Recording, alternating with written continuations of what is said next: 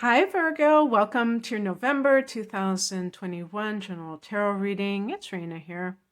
So usually I show myself, cutting the cards and putting them out. And I have done that for some of the videos on the series. But the reason I didn't for you is because I realized when I was seeing them on YouTube that, because I have this particle board table that's really peeling and craptastic, and having a moon in Virgo, I can't have that. So I usually put a cloth on here, so I'm just covering it up, but you're gonna see it anyway. So that was but maybe I'm gonna take a thumbnail so that it looks at you don't just see black for the thumbnail. But anyway, you didn't need to know that, I guess, but I wanted to tell you because you have some really neat cards here. And actually I did have, I think it was a Taurus person one time wrote to me and said, because sometimes I start over when I make mistakes, and they said, this is nice, but it would be good to have you to show you putting down the cards. In other words, they wanted to make sure that I was really on the up and up, not a charlatan. Okay, so the heart of the matter is the Lover's card. And I've had this deck for a while. I haven't used it extensively, but I have used it for several readings, probably a half a dozen. And I don't know how many times I've gotten this. It looked kind of new to me. So it's pretty darn cool that I am picking this card. So the Lover's card, I was just reading in one of the tarot books I checked out from the library. That it talks about a choice. I already knew that, but I was glad to have that confirmed by another source. So we think about the lovers, obviously, in a literal sense, and that certainly could be true for you. But this card is connected to Gemini, and it's about a choice. And they show this interracial couple. I call this my woke deck because it has a lot of women, characters, and I suppose maybe they're saying that the traditional Rider-Waite deck is, maybe they think it's too male centric or something like that, and so they have a lot of females, but they have a lot of diversity in it, and which is good because one thing I like are the colors. There's a lot of differences in the colors in the backgrounds, and that makes for a much better deck. Too many times I've bought decks that just have a uniform background, and that's just but I think that showing a biracial couple is also the duality of Gemini and that kind of thing, and also what choices represent is that duality, where it's like you don't know if what you're doing is right or wrong, and that's problematic, because who says that it is that in the first place, that there is a right or wrong? There's always going to be positives and negatives in any situation that you find yourself in. So not getting caught up in that is a good thing. And they have a red background, so of course with love, we associate that. But it's interesting because red is the first chakra, is connected to the first chakra, and that's a survival mode. And so I would add to that, and also like passion, the mode of passion. So there might be this situation where you're feeling that kind of state. I was going to say Gemini, because this is a card connected to Gemini, but Virgo, where it is like this sense of immediacy that you're experiencing maybe with another person. And in the past position, we have a card that's actually connected to fire energy. Six of Wands. This is a card of success. So, and also there's like a receptive mode. You can see the light that this woman, she's holding up her arms and she's receiving this light. And I read this card a lot of times as accepting your worthiness to receive the good in life. So whether that is success, this is a card of accolades. So in love, for instance, I associate it with somebody who gives you praise, who is actually complimentary to you.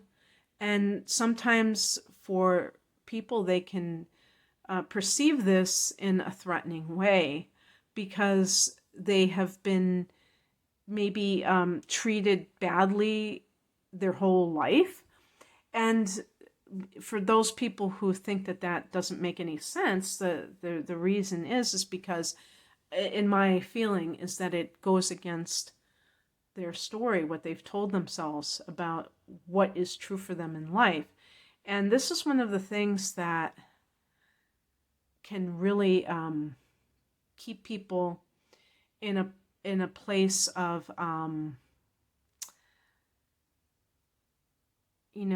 what do you call it, like illusion, I guess you would say, is that even if you have experiences that are negative, that have felt like you have been abused and what have you, by allowing yourself to identify with it and keeping it alive, as you get older, it can become part of your identity. And that's something that you have to really look at, because then love is something that is almost like foreign to you. So if somebody says good things, well, you know how people, if somebody compliments a person who has low self-esteem, they will kind of push away against that compliment, and it almost says they'll reject the compliment. Oh, this old dress, trying to diminish it because they refuse to believe that it's true. Why is that? Because it threatens their official version of their life, like what their life has been about. And they feel kind of threatened by that. There's a threatening quality to having your reality challenged, meaning that what you've told yourself isn't true permanently. So I know I went on and on about that, but I just wanted to make that clear, like how I see it. 6 of Wands is about accepting the good that is coming to you. The higher message is the Hangman. Okay, now one thing to note, because I think this can be especially with the Hangman, the Lover's card, if you have been having an affair. And the 6 of Wands can be like somebody coming into your life. Now that could be a Leo. This card is connected to Leo, but if it's some other person who's very positive, who really gives you a sense of feeling good about yourself, and you're ready to receive that, then you may feel like you have a choice. And the Hangman is about feeling like you're in suspension. Now, you may not have a partner yourself. You may be with somebody who's already involved, and you have to decide whether or not you're going to stay in that, lover's triangle.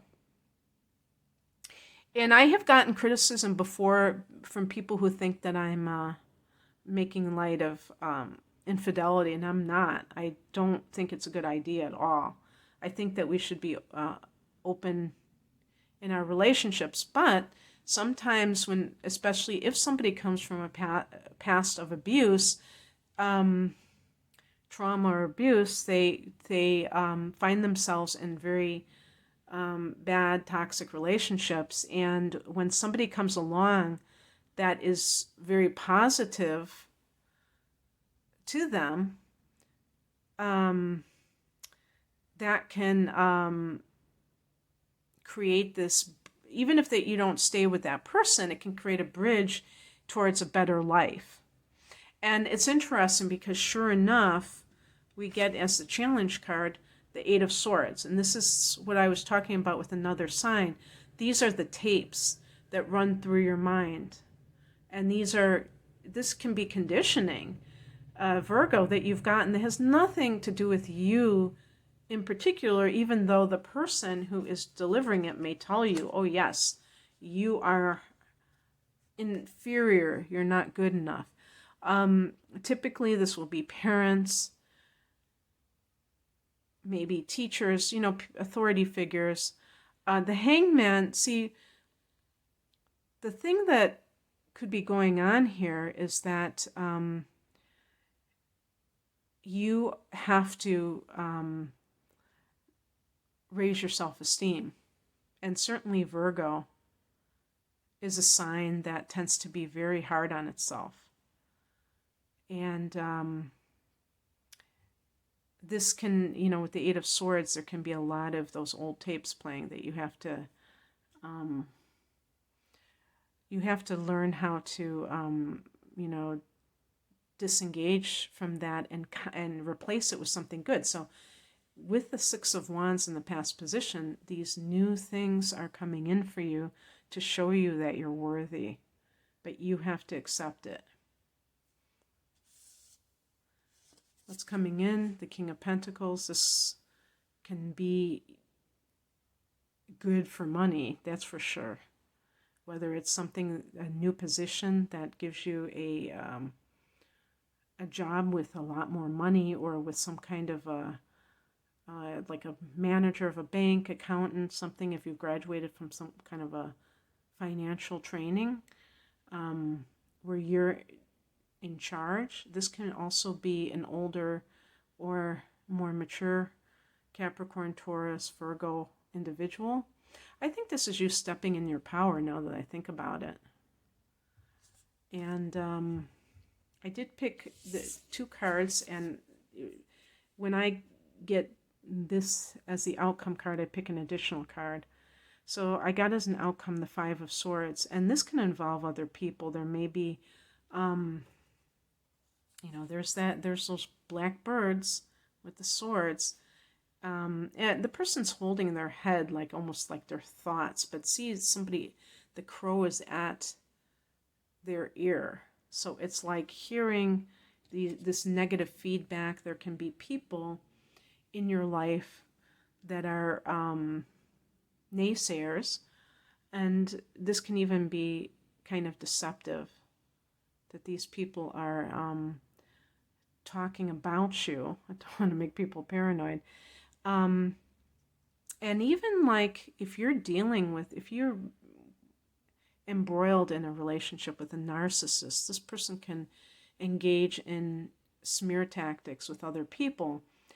And by doing so, trying to poison the well, or if this is an ex-boss, and this is, or like a soon-to-be ex-boss, and that's with the Lover's card, you have to decide, because you had some kind of victory, but perhaps you're still waiting. They're still trying to keep you in that in-between state, because that's how they control you. And that's why I say this with love situations. Make sure that you're not being strung along, Virgo, in some capacity, because you may feel like with the Six of Wands, something good has happened to you, but you still haven't been able to receive the full extent of it. I will say that the additional card I picked was damn good. Nine of Cups, wish fulfillment, and the gold background is really connected to even like, money. And that's, I say, with the King of Pentacles, this could be some kind of a situation that provides financial boost to you. But in addition to that, this idea of emotional fulfillment for some reason. So with the Lover's card, if you have to wait for somebody to get divorced or something like that, maybe you're both getting divorced, and the King of Pentacles is settling, your estate or whatever they call it. And you might have people who are backbiting and stuff like that. But all's well that ends well with the Nine of Cups, because that satisfaction that you feel emotionally can really permeate every area of your life and make you feel really great. So anyway, I hope that this resonated.